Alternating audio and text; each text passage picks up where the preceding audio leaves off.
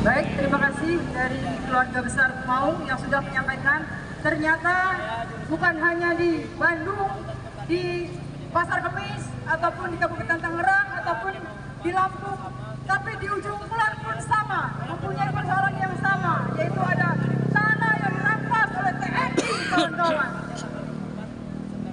Maka jalan satu-satunya yaitu kita harus bersatu padu dari beberapa bendera, yaitu menyatukan pandangan bagaimana kita merebut reforma agraria sejati, kawan-kawan.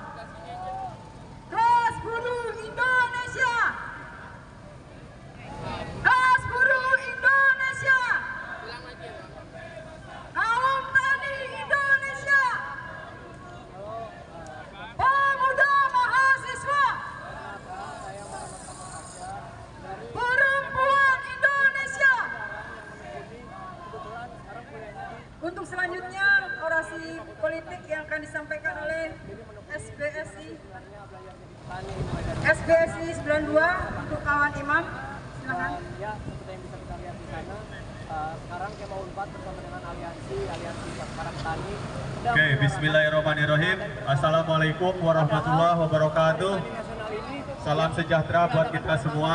Terima kasih kawan dari Dinamisator yang memberikan waktu kepada saya.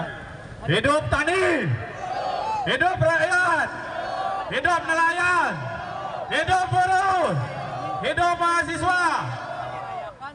Kalau tadi disampaikan tanah untuk rakyat, betul nggak itu? Yang jelas hari ini tanah untuk korporasi, kawan-kawan. Itu sudah pasti, kawan-kawan. Para pendiri bangsa kita sudah menggariskan adanya Hari Tani Nasional. Karena negara kita jelas negara agraris, bahkan 3 pilar bangsa yang tidak boleh runtuh. Yang dipesankan oleh pendiri bangsa ada 3, kawan-kawan. Kaum buruh, kaum tani, dan kaum nelayan. Itu 3 pilar bangsa yang tidak boleh runtuh agar Indonesia bisa tetap tegak berdiri kedaulatannya, kawan-kawan. Tetapi faktanya apa hari ini? Nenek moyang kita seorang pelaut, tetapi nelayan kita lautnya di pagar bambu. Tidak kalah tidak bosan di pagar bambu, muncul lagi pagar beton. Padahal nenek moyang kita seorang pelaut. Lautnya dipagar, diambil oleh korporasi, kawan-kawan. Seorang buruh sebagai pilar bangsa hari ini pun upahnya semakin kesini semakin tidak layak. Undang-undangnya semakin menyengsarakan kaum buruh. Terbukti dengan Undang-Undang Cipta Kerja yang disahkan oleh rejim Jokowi 2 periode, kawan-kawan. Hari ini pun di momentum Hari Tani, para petani sebagai petani penyangga ketahanan negara Indonesia secara sistematis telah digerus perlahan namun pasti hari ini makin kesini makin terpuruk, kawan-kawan. Kenapa tidak? Mulai dari Jokowi mempunyai program swasembada pangan, tetapi sawah-sawah yang ada justru diuruk, dijadikan tempat-tempat bangunan mewah, dijadikan perumahan-perumahan mewah. Maka programnya sudah pasti dipastikan gagal. Karena kegagalan itu Jokowi minta 2 periode untuk memperbaiki kegagalan, betul nggak? Hari ini pun dengan program Ascita Prabowo, ketahanan pangan, konteksnya swasembada pangan, kita lihat apakah masih berjalan terus penggusuran tanah oleh pengusaha dan penguasa hari ini, kawan-kawan. Setelah mendengar apa yang disampaikan para orator tadi, ternyata program ketahanan pangan tidak sejalan dengan apa yang dilakukan di lapangan. Sawah-sawah yang sudah ada diuruk dan kemudian membabat hutan dijadikan lahan yang baru. Itu nggak nyambung dengan program ketahanan pangan, kawan-kawan. Jadi ini Prabowo hari ini pun omong-omong nampaknya. Kalau memang hari ini Prabowo betul betul-betul peduli terhadap rakyat, peduli terhadap 3 pilar bangsa, maka dia betul-betul harus melindungi kaum buruh, kaum tani, dan kaum nelayan, kawan-kawan. Tetapi hari ini penggusuran tanah yang selalu dibackingi bukan hanya sekedar oleh preman yang mereka bayar, tetapi preman yang kita gaji dari pajak, yaitu polisi dan TNI, berada di hadapan kita, mencegal kehidupan kita hari ini, kawan-kawan. Bagaimana petani sebagai penyangga ketahanan negara Indonesia hari ini terus digerus, bahkan tidak diberi kesempatan sama sekali. Contohnya, kawan-kawan, kalau petani yang punya sawah ataupun penggarap ketika musim tanam, dari zaman baheula sampai sekarang, kalau musim tanam, bibit susah, pupuk susah, obat-obatan yang sebagai pendukung susah. Akhirnya tanam padi terlambat, berdampak gagal panen. Cara mengatasi kesulitan pangan ujung-ujungnya impor. Dari tahun ke tahun terus begitu, kawan-kawan. Begitu juga penanam tani bawang yang ada di Brebes, ketika mereka panen raya, impor bawang gede-gedean masuk ke Indonesia. Harga bawang turun dan bawang daerah, bawang lokal itu diborong, digudangkan, kawan-kawan. Yang dijual bawang impor.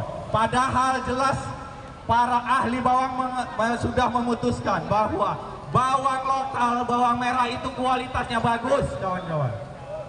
Tetapi untuk menghancurkan petani lokal, mereka sedemikian rupa menghalalkan segala cara menghancurkan kehidupan para petani kita, kawan-kawan.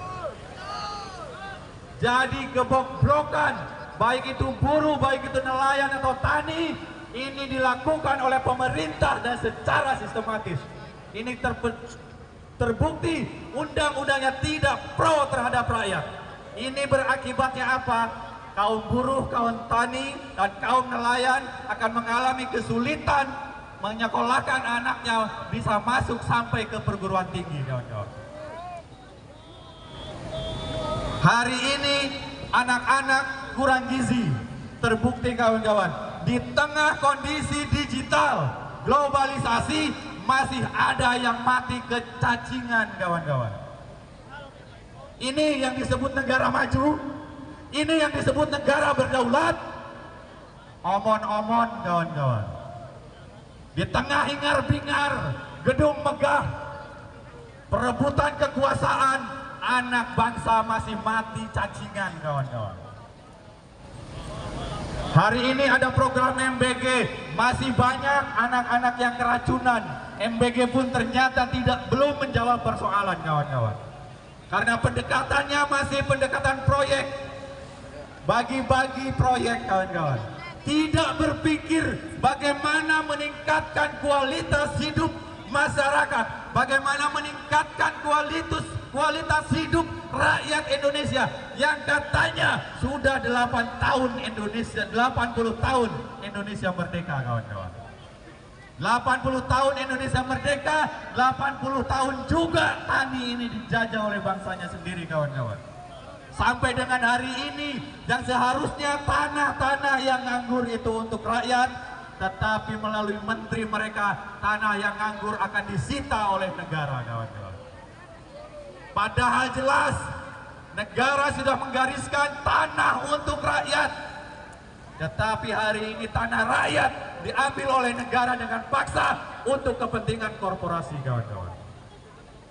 Maka perjuangan Hari Tani ini menjadi sebuah momentum perjuangan yang tidak boleh berhenti oleh hingar-bingarnya kekuasaan yang ada di istana, kawan-kawan. Maka hari ini kami dari SBSI 92 Jawa Barat, lebih khusus dari kota Cimahi, Bandung, datang ke sini untuk bersama-sama kaum tani, kaum buruh, kaum nelayan, mahasiswa, pemuda dan mahasiswa, dan emak-emak yang revolusioner datang ke sini menyuarakan bahwa 3 pilar bangsa ini jangan dibuat main-main oleh para penguasa hari ini, kawan-kawan. Karena kalau buruh dan tani nelayan sudah menyatakan diri memang harus bersekutu untuk mewujudkan Indonesia yang betul-betul berdaulat, adil dan makmur, kawan-kawan. Hari ini tengah panasnya kota yang katanya kita akan aksi ke depan istana, tetapi istana jauh di sana. Polisi sudah menghadang barikade dari mulai pinggiran jalan sampai pinggiran jalan lagi. Katanya mereka pelayan dan pengayom masyarakat, tetapi kita ingin aksi di depan istana saja, kita sudah tidak boleh, kawan-kawan. Masih untung kita tidak dilindas juga oleh aparat keamanan dan kepolisian hari ini, kawan-kawan. Padahal mereka dari ujung kepala sampai ujung kaki itu dibiayai oleh pajak rakyat, kawan-kawan.